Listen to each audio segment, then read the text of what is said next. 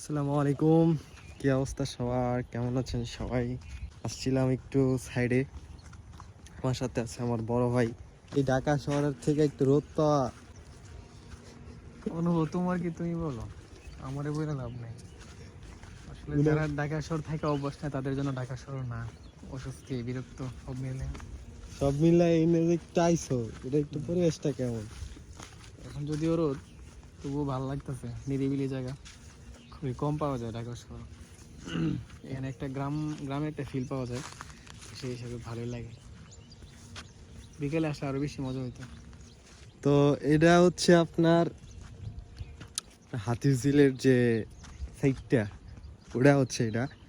হ্যাঁ, আর এখানে হচ্ছে আমার পিছনে হচ্ছে সব, ওই সাইড হচ্ছে আফতাবনগর, আর এটা হচ্ছে আপনার কৃষিবাদের জমি।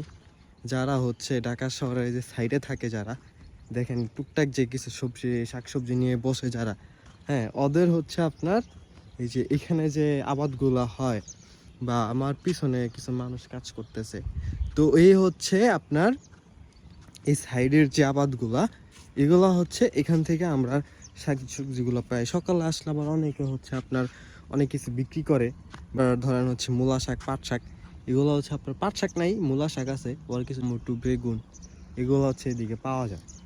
তো সব মিলায় ঢাকা শহরে যারা থাকেন, মানে গ্রামীণ পরিবেশ পাওয়াটা খুবই কষ্ট।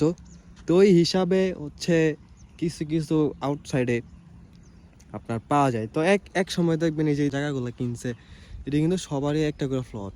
হ্যাঁ, এই ফ্লটগুলো হচ্ছে এক সময় বইরা ফেলাইবে, বইরা ফেলানোর পরে ওরা এখানে বাসা করবে।